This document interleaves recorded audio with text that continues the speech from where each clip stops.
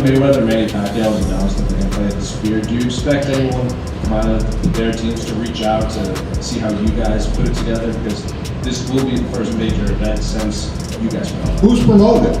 Manny Pacquiao Promotions. Shit, well, who's paying for production? They're in for a big surprise. I think the moral of this story here today is, I don't see many of these guys are so bad at what they do. I don't know how they stick around.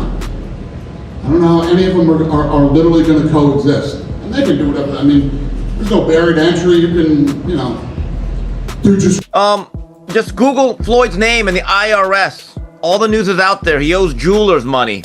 There's back paid rent for real estate in New York. It's clear that he is now part of the no money team, which is very ironic. And why is he? When we're getting ready to shoot, he's got like these kind of people at his house, right? And there's this like old school jeweler dude there.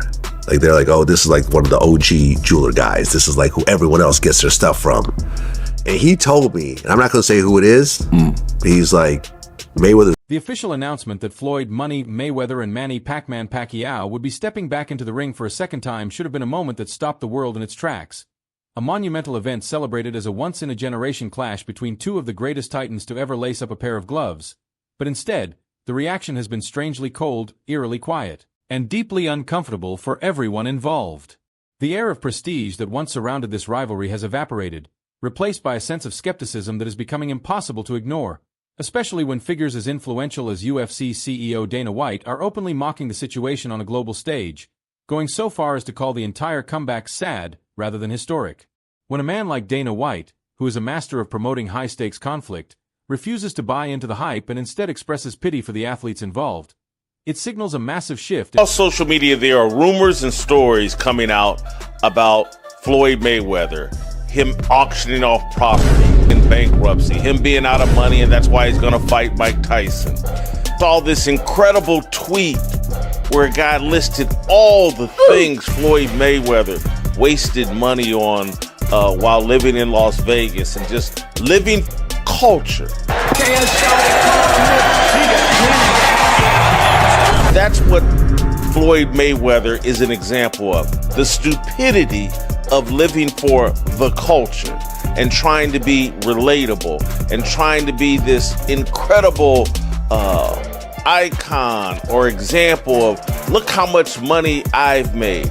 He's blown it all, and now at 49 years old, he's got to go back into the boxing ring and continue to fight because beneath the carefully polished billionaire image, the glitzy designer lifestyle, and the relentless marketing of the money brand, there is a growing belief within the industry that the golden era of Mayweather's untouchable wealth is finally beginning to crumble under the weight of reality. The whispers of financial instability have turned into a loud, undeniable narrative as reports emerge of a staggering list of legal battles, unpaid debts, and public disputes that suggest the man who once threw millions of dollars around like it was confetti is now struggling to maintain his own overhead. The list of grievances is long and increasingly embarrassing, ranging from claims of unpaid luxury rent for a high-end Manhattan condo to multi-million-dollar disputes with high-end jewelers in Miami who claim they were never properly compensated for their pieces.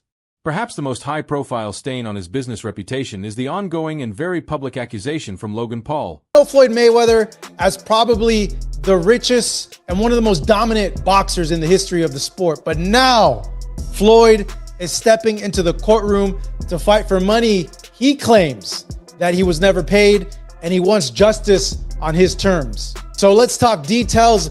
Let me tell you about the lawsuits.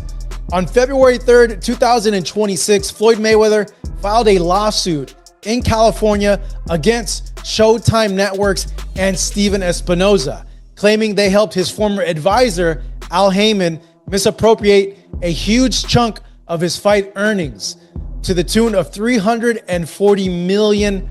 Mayweather says the money is still missing and unaccounted for, and he's now suing Showtime and Espinoza for aiding and abetting breach of fiduciary duty, civil conspiracy to commit fraud. Ooh, that's a serious accusation there. Conversion, unjust enrichment, and he's seeking punitive damage on top of the missing $340 million. So why is Floyd suing him, and what is he claiming? Well, Floyd argues that during his legendary career, where he generated $1 billion in revenue plus and pay-per-view money, a significant portion of the funds that he made through those events, through his fights, didn't make it into his hands because they were funneled through accounts controlled by his then advisor, Al Heyman.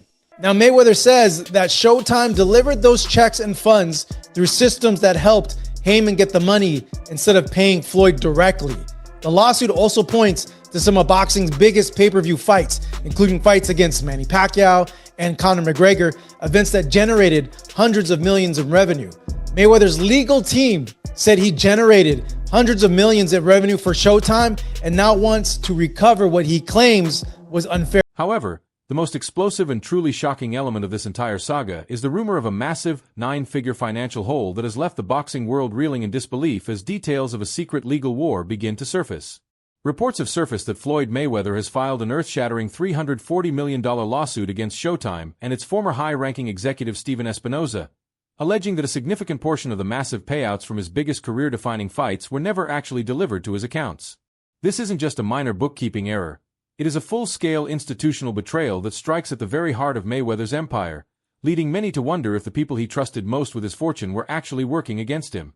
There are even darker rumors circulating that powerful figures in his inner circle, including longtime manager Al Heyman, may have had more control over the flow of money than previously realized, leaving Floyd in the humiliating and desperate position is the one that seems like he needs the money more right now. Our guy, Andreas Hale, wrote a story that is kind of went somewhat viral. That's crazy, the laugh faces. Although Floyd Mayweather Jr. made hundreds of millions of dollars from his professional boxing career and topped the Forbes list as the highest paid athlete from 2012 to 2014, the boxer is said to have been shortchanged and filed a multi-million-dollar lawsuit against Showtime. The lawsuit filed Tuesday, and obtained by ESPN seeks to recover hundreds of millions of dollars, misappropriated funds, and damages resulting from a long-running and elaborate scheme of financial fraud, breaches in fiduciary duty, and conspiracy orchestrated by Floyd J. Mayweather's former manager and advisor, Al Heyman, with the knowing and substantial participation and aid of defendants Showtime Networks and Steven Espinoza. Mayweather, who's 48, says he is owed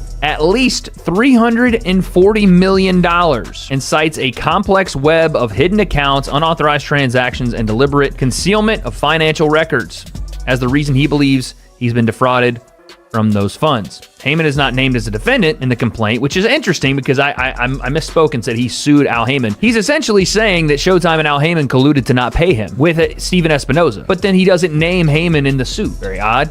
Anyway, it's a mess, and for those people that always thought that Floyd Mayweather had financial troubles because of the money he owed to the IRS, because of the terrible, terrible business and real estate investments that he's made, and apparently some of these have gone under, and he is owed back rent, or he is owing back rent, and he is delinquent on a lot of payments for a lot of different things right now. These things seem to have added up for Floyd, and now it's pretty apparent that not only is he doing these, bank robbery style exhibitions, but it looks like he absolutely needs to do it, which is very, very sad. Listen, I'm not the biggest fan of Floyd Mayweather as an individual outside of the ring, but I never want to see athletes have their money mismanaged or mismanage their own money so badly that they go broke in retirement, and it looks like that's kind of what's happening. And here's a snippet from Business Insider because it made me want to pay for the entire article. Business Insider is reporting that Floyd Mayweather could be facing money trouble, citing an estimated $54 million in debt, property foreclosures, multiple lawsuits piling up. Mayweather's attorney strongly denies he's any kind of financial distress, but the headlines aren't slowing it down. $54 million alleged dollars in debt. So it makes sense why they... The brutal reality of maintaining an illusion of endless wealth is that it comes with a price tag that eventually becomes impossible to pay. A sentiment echoed by expert analysts like Joe Rogan and veteran journalists like Dan Raphael, who have warned about the lifestyle trap that consumes so many elite athletes. For someone like Mayweather, the cost of being the best ever doesn't just stop when you retire. It requires millions of dollars a month just to keep the engines of his private jets running, to pay the salaries of a massive, bloated entourage, to fund the elite 24/7 security teams, and to keep up with the exorbitant taxes on a real estate portfolio that is as expensive to maintain as it was to buy. When the massive paychecks from active professional competition stop flowing, but the spending habits of a billionaire remain unchanged, it creates a financial death spiral that is almost impossible to escape. This is the moment where overspending stops being a sign of success and starts becoming a cage, pushing an aging champion back into the spotlight long after his prime has passed. Not because he still feels the fire of competition, but because the bills, the lawsuits, and the luxury maintenance fees simply will not stop coming. If this is truly the motivation behind the Pacquiao fight, then it is a far darker and more tragic story than the fans want to admit, serving as a haunting warning about the high cost of fame and what happens when the desperate need to look rich survives much longer than the money itself.